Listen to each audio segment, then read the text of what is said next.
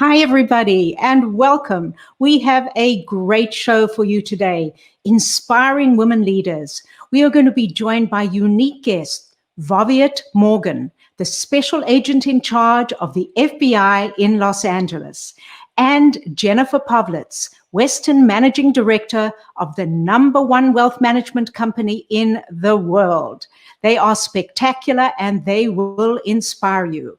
I'm Lorraine Siegel. I am the founder, chair, and CEO of the Exceptional Women Awardees Foundation.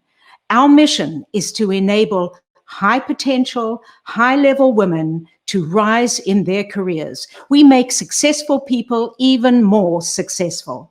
Why did we start this foundation? Well, 46 years ago, when I immigrated to the United States, this incredible country that we live in, I was clueless. I had no idea. I didn't know which was the right law school to go to, the right business school to go to. I didn't know what the right career was or the right job or how to behave. I was clueless. And I vowed to myself that if one day I could ever make it in this world and come back, I would create an organization of mentors who would mentor women like me who walk the road less traveled. And so throughout my career as a lawyer, a serial entrepreneur, managing companies in healthcare and aerospace distribution and professional services, I waited for the moment when I could create this foundation. And so we have. And so today I'm going to share with you two amazing and unique leaders. Let's get right to it. Voviette Morgan, Special Agent in Charge of the FBI. Welcome. Thank you, Lorraine. So happy to have you with us. Okay, Voviette and Jennifer, both of you, I am sure, because I too have never in our lifetimes seen a confluence of aggregation and destruction and reinvention as we are living through at this moment. It is truly a moment in time. And Voviette, you are managing chaos brilliantly. How do you manage chaos in the FBI? Well, Lorraine, first, again, thank you for inviting me to be a part of today's conversation. I'm thrilled to be sharing this platform with Jennifer, and I hope that we are able to add a little value to the conversation that we embark upon today.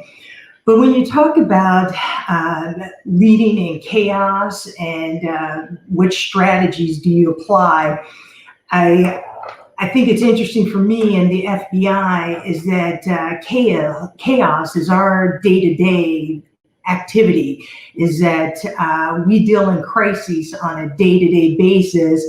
And the bottom line is the more you do it, the better you get at it. And you start to build a little bit of a muscle, if you will, in order to deal with challenging situations and deal within a crisis. And for me, that's probably one of the greatest gifts the FBI has given me, is because I've learned to become comfortable in very uncomfortable situations. And I think from a leadership perspective, that's what you have to be able to do, is you have to be comfortable in very uncomfortable situations. And I think the first thing in order to address any type of activity as far as a crisis situation or leading in chaos is the goal is to bring order to the chaos. You have to bring order to the chaos. And I think good leaders are able to do that when they bring a level of action to the forefront. The worst thing you can do in a crisis is freeze. You do not want to freeze, but you want to bring action as one of your first activities. And again, in building strategies, I think what's important is that you have to be able to make decisions. And what you have to do in a crisis is there are no perfect decisions. You make the best decision that you can at the time with the best information that you are provided at that time. But you do have to make a decision. You have to build a strategy. And I think what's also important is Once you do start to make the decisions, you have to be agile enough to pivot when it's appropriate. You have to be able to adjust, be flexible, be fluid. But once you make decisions, you have to realize you're not married to those decisions, that you have to be able to pivot. And then you always have to remember you're not in it alone. You have to be able to delegate, and you have to trust your people. You have to trust your people. I love it. Move it forward. Yay. That's fantastic. I mean, there's so much in what you just said. We could have 2 or 3 hour show just on that. So let me pivot to Jennifer for a moment, because everything that Voviette said applies to the private sector as well. So Jennifer, you have to manage the panic in your customers who are looking at you to protect their net worth, and your employees, of which there are thousands, looking to you to protect their jobs. So give us some insight on how you've been dealing with this. Great. Thank you, Lorraine. Thank you also for having us. It's a privilege to be on with Voviette, my friend and colleague in the EWA group. I'll just compliment. I love what she said about, I would say, make errors of action, not inaction. And I really like the way Voviette laid it out. I'll paint the picture to complement what she said, which is, let's pretend you're in a forest. Everything goes dark. You've never been in this forest before with a big group of people. Who is the person you hand the flashlight to? It's not the person with a particular title on their business card. It's the person that you feel has 2 qualities. One, they know the way out. So they have a clear vision and a way forward that they've somehow articulated very quickly and compellingly. And 2 is they believe that you care, that you have their best interests at heart, that you understand them on some level. And then I would add a third one is you communicate well. Communication is so important. You know, Voviette said, don't freeze. The other thing is, don't freeze your communication. So those 3 tenets in leading in chaos, I think, are really important. And when communicating, to say the words, and what this means to you is, whether it's an employee, whether it's a client, or anyone else. And then obviously in the chaos of particular types, the humanness of people's safety is the very first and primary area to address. The safety of our people, because our own people take care of our clients. And so safety is really, really important. And then for people's money and for wealth, because that's what we deal in every day, is there needs to be a framework for their wealth. So there needs to be 3 separate categories. What's the liquidity? Do I have the money that I need for right now? The second is what we would call longevity. Do I have the money for later? And then the third would be legacy or impact. Do I have money to make an impact on the people and the causes that I care about? And so having a framework, which is essentially how am I going to allocate my budget, my money, my wealth, is really important, because it gives people not just a return on investment, but a return on lives. So Jennifer, both you and Voviette are presenting almost a fearless approach to leading in chaos. And yet a lot of people are really afraid. They're afraid they're going to lose their money. They're afraid they're going to lose their lives. How do you deal with fear in the marketplace? The stock market's going crazy. It's up, it's down.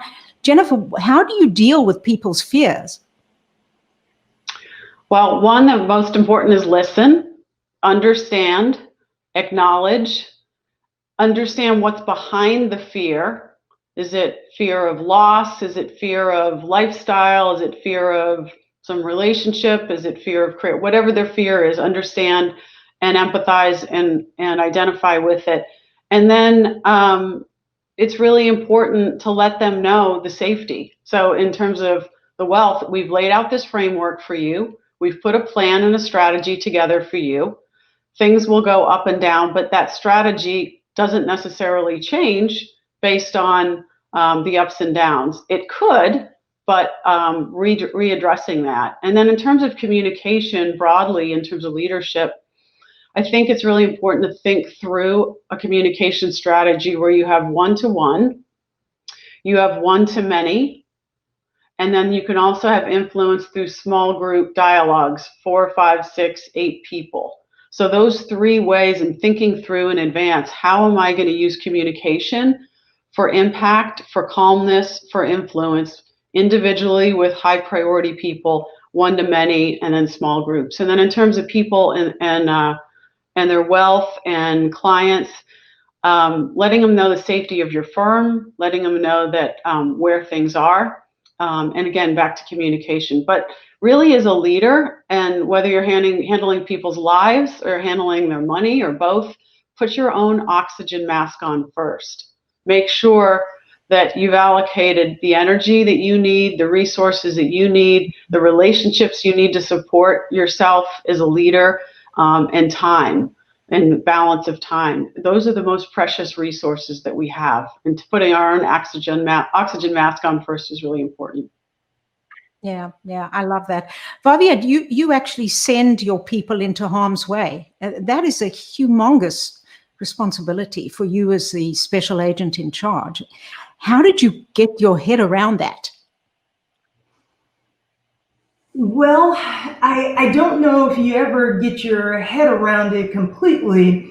You just have to operate in the environment. But I love some of what Jennifer said, because that's always my leading mantra is I have to do everything in my power to keep my people safe, to put them in the most safest environment under very dangerous situations. And the challenge is it's never 100% safe.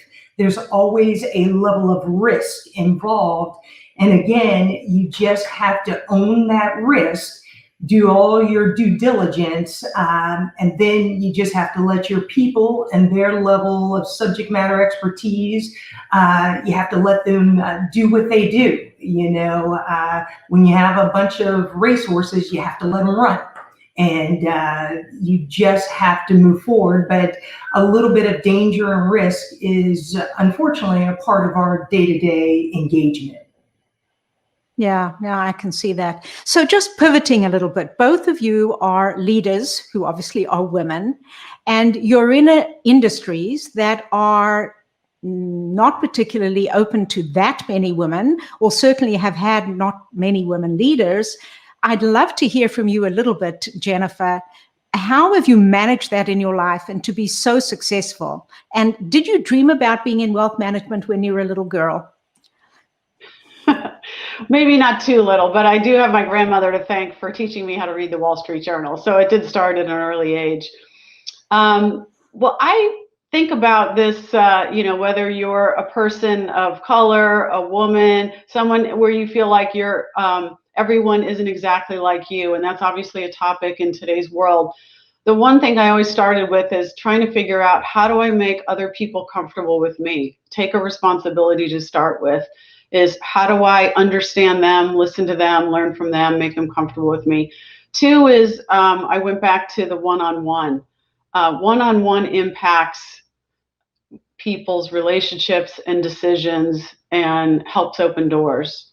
And then third, I would say I searched for open doors and I tried to create them for other people. I think that's really important. I mean, for instance, the former head of the International Monetary Fund, Christine Lagarde, made a statement a couple months ago saying, I will not go to a meeting where I'm the only woman.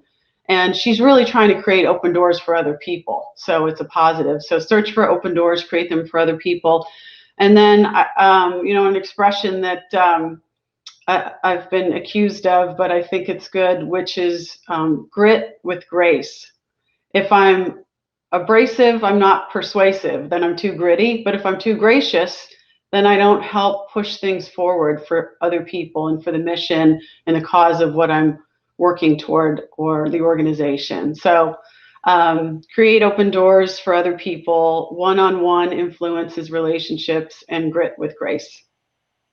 I love that, because that's really what EWA is all about. And Voviette, I'm going to pass it to you, but Justin tells me we've got lots of questions, so we want to make sure to get to those questions. So tell us a little bit about, how did you dream about being an FBI agent when you were a little girl? I definitely did not. joining the FBI never entered into my sphere. As I think you can probably imagine, I don't think many of us in the African American community grow up saying, I want to be an FBI agent.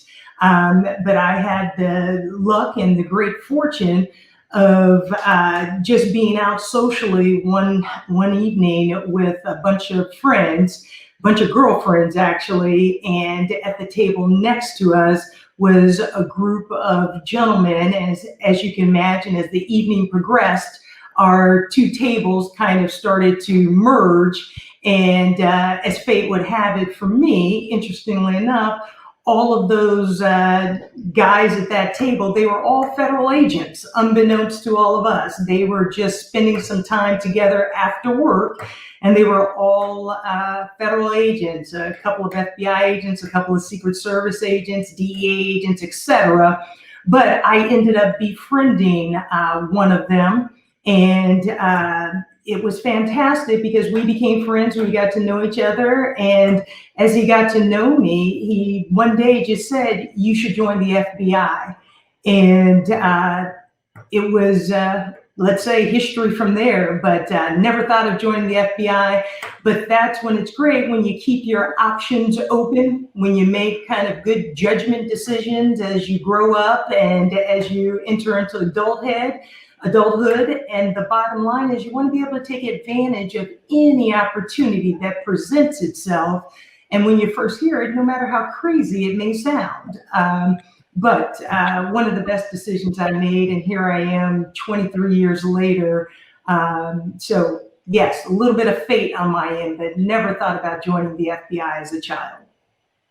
Well, listen, you've obviously made such a huge success. Okay, let's go to Justin, who is standing by with a whole bunch of questions. Justin. Hello there. Hello there. Justin here. We've got a ton of great questions here following the feed. Of course, we're simulcasting on a number of social channels and platforms. And so we've been following the feed, folks from all around the world, from coast to coast across the US, even over to Europe and beyond. See some folks from Bogota to, it looks like Australia is dialed in. So hello to everybody, we hear you. Got a couple questions. The first one is gonna harken back or go back to Jennifer. Earlier, you mentioned showing care. And so the question is from Kate Gilmore from Torrance, and she says, how do you personally show that you care? Thanks for the question. Wow, that is a resonant one for today for sure. You know, there was a book that I read years ago. Someone gave it to me when my husband and I were first married, called The 5 Love Languages. And it's basically the 5 ways you can show that you care, that is all human. Acts of service, words of appreciation, quality time together. So those were among those. And I think figuring out what someone else's love language, if you will, or caring language is, and trying to fill that. So for some people, they want more of my time. For others, they want praise and appreciation noticed. And for others, it's acts of service and getting things done for them. So those are some of the ways that I try to show care. No, that's wonderful. You know, I wish we could see our audience because there's so many questions coming in. It's so exciting. If you ladies don't mind, I want to ask Justin to give us one more because he's itching there to get them out to us. Go ahead, Justin. You better believe it. We do. I've got a couple more lined up, so hopefully we can get to everybody. This one, I'm going to go across the water here. So Marisa Fassi from Florence, Italy asks, Voviette, we know that failure is key to success. Can you give any kind of examples of how that played out in your life to get you where you are and that you use day to day? Marisa, thank you for the question. And you're exactly right. Failure is a part of the process. And it is that old adage that if you're not, sometimes making mistakes, you're not learning. And so failure is a part of the process. I think for me, and it's a little bit to the question that Jennifer got as far as dealing with people, I've had some, I don't know if I'll call them failures, but I've learned a lot in how I engage with the people that I'm responsible for. And, leading people is challenging. And I've had some incidences where, if you will, I've butted heads sometimes with some of the folks where everyone has very strong personalities sometimes in my line of work. And I think probably my biggest lesson from a leadership perspective is that it's a little bit trial and error, and that you do have to learn from your mistakes. And then you have to adjust your behavior, where I think criticism is a very positive thing, and you use that to your advantage. But I think some of my biggest learning development is in managing people and making those adjustments, because when you've managed one person, everyone's personalities are very different. And I think good leaders, you make that adjustment because you take the time to learn about your people, their strengths and weaknesses. And I think that too is an example of caring for your people, because people respond differently to, if you will, leadership. So I think it's very important to learn your people and to make adjustments, but you have to care enough to do that. Yeah, terrific. Justin is telling me he's got more questions, but before we go to him, I am just burning to ask the two of you. You have been with the FBI a lot of years, Voviette, and I know there's a mandatory retirement age. And I personally think, being a board director myself, that you would be a spectacular board director. You deal with cybersecurity and all kinds of interesting things. What do you think?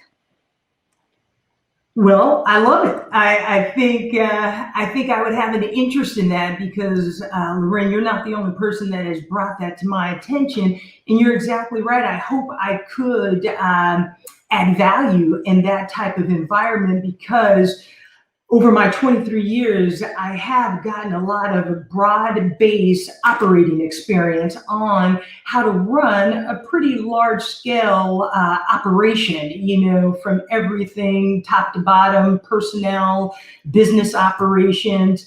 And, one thing that we do on a daily basis is solve big problems. And I think that I have learned how to do that. And I think that type of trait could be valuable in getting into board governance. But I think a lot of what I have done translates into that type of experience that could be value added. A lot of experience investigating financial institutions, white collar fraud investigative matters, physical security. All of those things I think would add value. And so it's something I'm exploring, and something that I am potentially interested in. So that's very keen of you to make mention of that. Well, I am excited, and I know that if I had you on the public board I'm on, I would also feel secure. So, Jennifer, same question to you. You will be eventually at a point where, if not now, that you could do board service, and you have so much to offer. What do you think your value would be for a public board? Well, I'm blessed to be on, thanks for asking, Lorraine, and I am blessed to be on a private company technology firm board right now, and obviously some nonprofit boards as well, which has been incredibly enriching, because the people around in the boardroom are amongst the greatest to learn from. I think from all the years of operating experience in P&L, that lends itself to making resource trade-offs and decisions, the whole dynamic of digital transformation that we've seen our industry go through, especially recently, and how to help people move along in their behavior in digital transformation, as well as consumer behavior, which the intersection of money and consumer behavior and decisions is inextricably linked. So I think that's pretty valuable. Strategic thinking on trade-offs, and then sort of, one of my sayings is knowledge shows up on tests, but wisdom shows up in relationships. And I think in a boardroom, it's really critical to have that level of wisdom to be a guide and a partner to the CEO and to the rest of the organization. So that would be a privilege as well. So Jennifer and Voviette, you have both managed huge budgets. And Jennifer, you've talked about managing capital and that women need to manage capital. Why do you say that?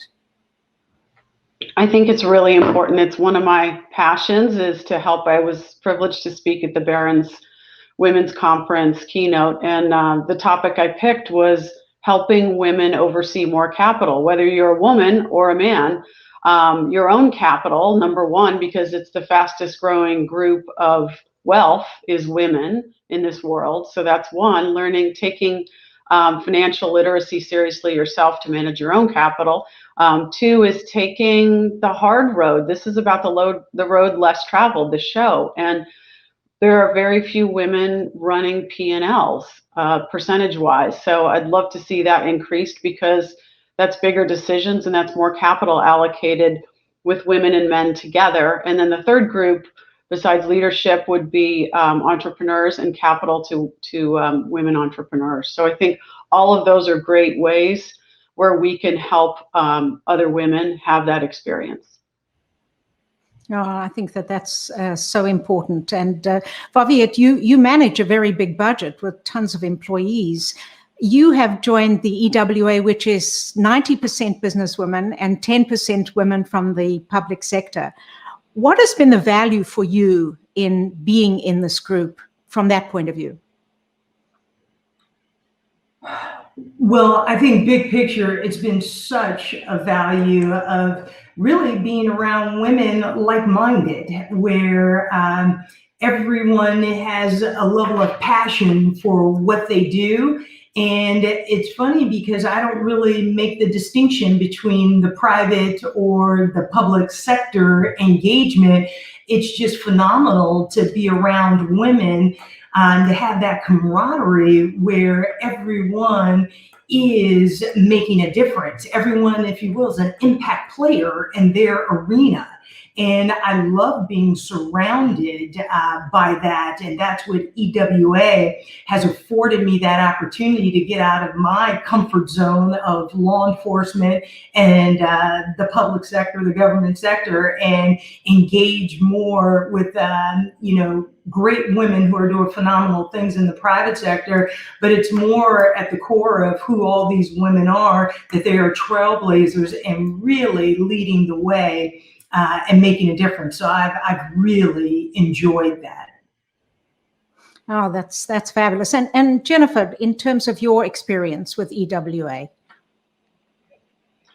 It's like being on a championship team where there's a great player from every industry, and the 18 inches between all of their really smart heads and their hearts is short. So it's all integrated. So you get the character, the caring, and the competence, all those things together. And learning and growing together in community is a big deal. Yes, it certainly And is. Lorraine, Well, could I Sure. add one thing?